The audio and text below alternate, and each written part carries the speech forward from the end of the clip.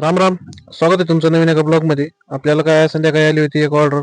मग म्हणलं कसं आहे, ट्रॅक्टर फसलं होतं, थोडंसं फसलं होतं गणेश भाऊच्या शेतात. मग ते जायचं होतं आपल्याला वडायला. मग काय तिथे गेलो रात्री. कसं आहे, खूपच अवघड आहे हो यांचं आयुष्य. कसं आहे, दिसतंय तसा व्यवसाय सोपा नाही. भाऊनं काय रे बेल्ट वगैरे बांधला, रस्सी वायर बांधली. मग म्हणलं थोडं थोडं वळा हळूहळू. म्हणलं ठीक आहे, एक ट्रॅक्टर वगैरे बाहेर काढून दिलं, दुसरं जोडलं, दुसरं पण भाऊला बाहेर काढून दिलं. वापस निघालतो काय वाटत निघटलं आपल्याला साप. सापाची आपल्याला वाटते जाम भीती, सर्वांनाच वाटते, पण आपल्याला जरा जास्तच वाटते. लाईट बंद केलं की कसं आहे, मध्ये जाऊला वापस शिवला. मग म्हणलं भाऊ आता काय इरादा आहे की त्याचा. दोन तीनदा लाईट बंद केली.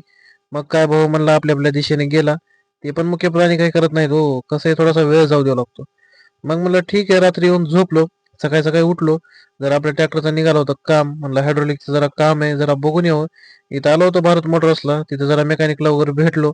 ते म्हणले की सामान वगैरे घेऊन या, आपण काम वगैरे करून देऊ. त्यांच्यासोबत बोलणं झालं की आपल्याला काय काय सामान आणायचे, काय काय नाही. इथं काय भरपूर सारे सेकंड हँड ट्रॅक्टर्स वगैरे आले होते विकायला. मग काय तिथे त्यांना पट्टी वगैरे दाखवली, हायड्रोलिकच्या पट्टीचा जरा प्रॉब्लेम होता. ते सर्व म्हणलं आता बघूया. आता तिथून आपण निघणार होतो. मग म्हणलं कसं आहे, सर्व सामान वगैरे आणलं तर आम्हाला कॉल करा, आम्ही नक्की येऊ, तुम्हाला सर्व्हिस देऊ, कारण खूप जुने मेकॅनिक होते. मग म्हणलं ठीक आहे, चला आता बघूया काय होते काय नाही. त्यांचं जरा काम चालू होतं. मग तिथून गेलो, थोडंसं शोरूमचं सामान आणायला लावलं होतं आपल्या मोहीन भाऊला. मग पुन्हा काय तिथून आलो महेश पाटलाच्या इथं. महेश पाटलाच्या इथं थोडंसं स्पेअर घ्यायचे होते, ते स्पेअर वगैरे घेतलो. मं तिथून आपल्याला जायचं होतं थोडं कृषी सेवा केंद्रावर. श्रीराम कृषी सेवा केंद्रावर आलो. तिथे एक आपल्याला गव्हाची बॅग घ्यायची होती. बॅग वगैरे घेतली. त्यांच्यासोबत थोडंसं बोलणं वगैरे केलं. तिथून आपण आलो घरी. म्हणलं आता मेकॅनिक तर उद्या येणार आहे, बघूया.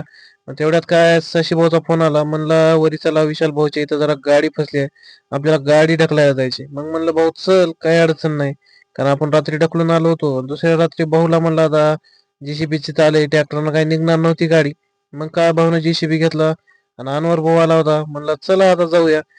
पोहोचलो प्लॉटवर. प्लॉटवर पोहोचल्यानंतर काय यांचा व्यवसायच खरा अवघड. बघितलं सर्व. मग काय मागून ढकलून बघितलं, थोडंसं मशीनच्या सहाय्याने मागे घेतलं.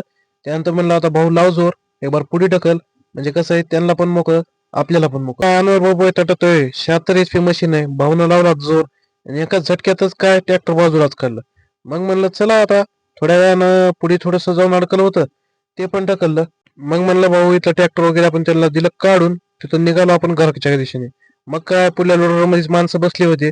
म्हणलं काळजी घ्या मामांनो, कसं आहे तुम्ही पडचाल पण आपल्या मागे लागेल काही तर साडेसाती.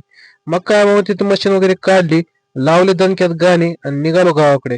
मित्रांनो, कसा वाटला ब्लॉग कमेंट करून नक्की सांगा. धन्यवाद.